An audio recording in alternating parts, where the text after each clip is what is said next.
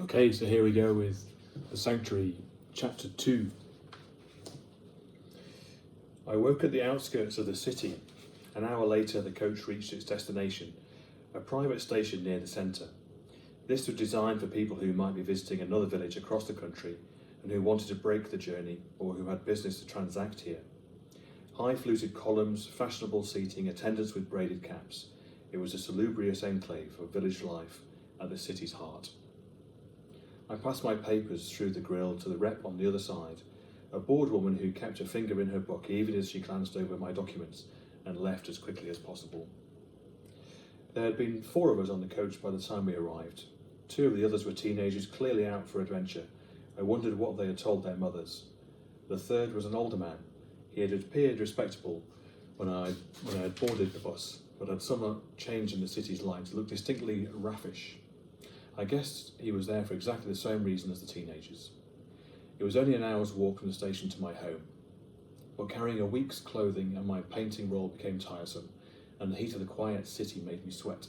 Even so, all my spare money was already mentally allocated for celebrations with Cara, and I had nothing else to do.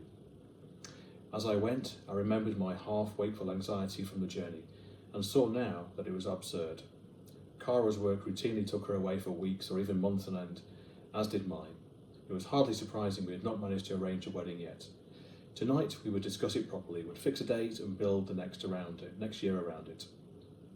And 33 was still young to be married these days, after all. The city showed me its usual sights as I went.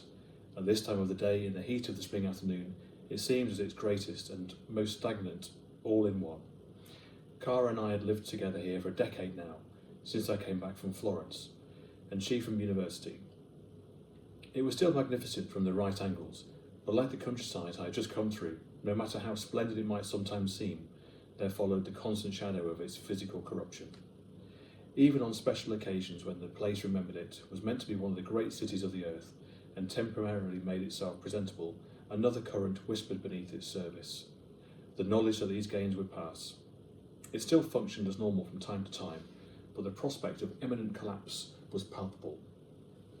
Here, a team of workmen stood in blank dismay around a 30-foot puddle of stagnant water. There, the facade of the grand old building was pinioned in place, no building behind it, no substance behind a crust of former glory. We lived not in one of the newer, now ageing residential estates, but in the great swirl of houses surrounding the city, built 2 centuries ago. These houses had seen the nation collapsing, triumphant, collapsing again. Our home was pleasant enough. The upper floor of one of these buildings, accessed by a mean and badly lit stairwell, but fresh and clean within. It was about right for a couple with aspirations, but with no real prospect of ever leaving the city and making it to a village.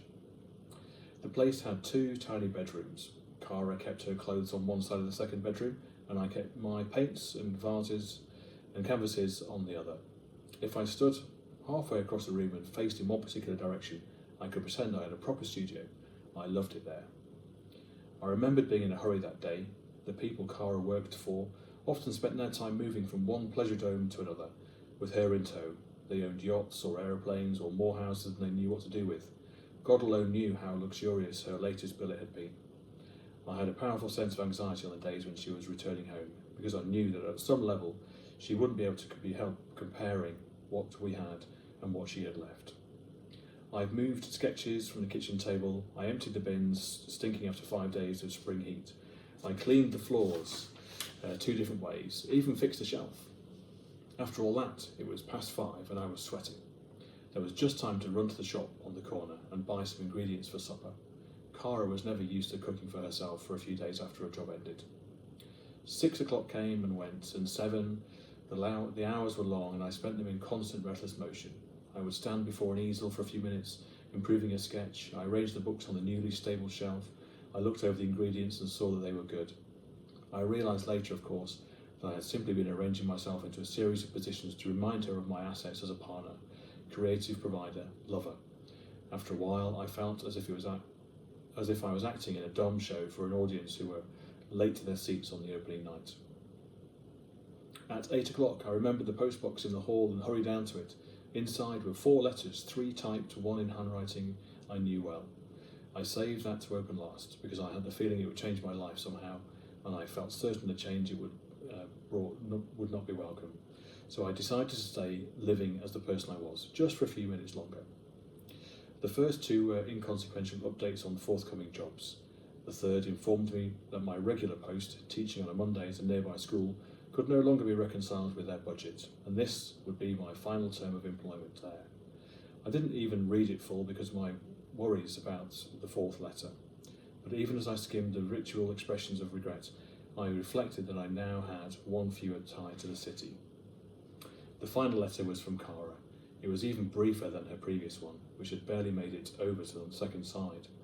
There was a little preamble here, but not much. The paragraph I was looking for was the third one. I'm not coming back. The work we are doing here is at such a critical point, and I have a vital part to play in keeping it on time. I've been trying to solve this problem for so long, how to please you and myself. I haven't worked it out, but the upshot is I'm going to be here a while longer. I don't know how long. I really am sorry. You deserve much better treatment than you've had from me. I do miss you terribly, for what it's worth, but this place is so much more important than that. Than us is what I mean. This is the most important place in the world. There was a little more, but in short, that was the message. She would not be returning. Her work on Pemberley's Island was too important to her, possibly to Pemberley himself. The question of whether we were still engaged was left decorously open, as though it would have been vulgar to bring it up. In the circumstances, it was wise of her not to mention our forthcoming anniversary this weekend.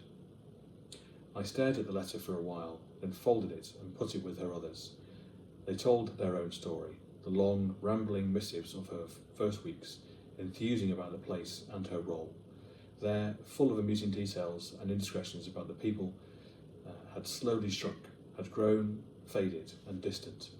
And now this. The evening sky from the studio window was dark, but the oppressive heat of the city was still rising off its surfaces. The land was exhaling again, having lasted another day. At about 10 o'clock, I turned on the television. I wasn't hungry yet. The ingredients for dinner sat abandoned on the worktop. I forgot what show was on, but the very first advertisement break contained an advert for one of the villages. This one had been running for a few weeks. I had caught the edge of it before. This is what it showed. Shot. A couple in the early middle age out walking together, sensibly dressed and looking up at the hill path rising before them. As their golden retriever races off ahead of them, they began their climb.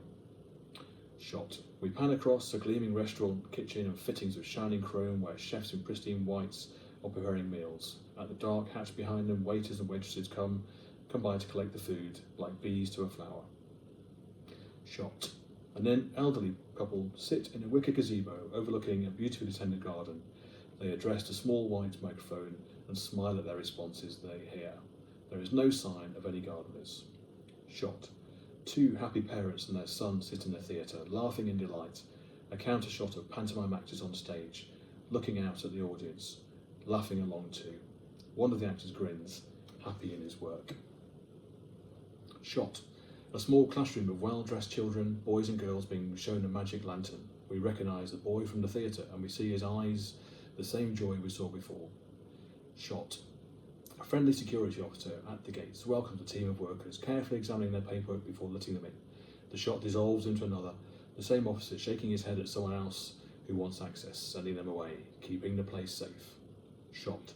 The middle-aged couple from the first shot have crested the hill. They look around at the view, then back to the village below. A perfect oval ringed by a sturdy wall. He puts his arm around her. Even the dog returns and sits at their feet. They blur and a swirled logo appears in the foreground, along with a company name, the Tomorrow Trust. I thought back to where I had woken up this morning, the village, where the Bywaters lived. I had never liked the places, even before Cara went to work for Pemberley. They were obviously a drain on the landscape, an institution that excluded millions, even as they provided me with most of my work. But now, as I watched this advert, I found them malevolent. As I sat and watched the logo fade, with Cara's letter before me on the table, it seemed the advert had been transmitted as a personal challenge. These places were the creation of Sir John Pemberley, the cause and the result alike of his wealth. He owned the land they sat on, the land around them.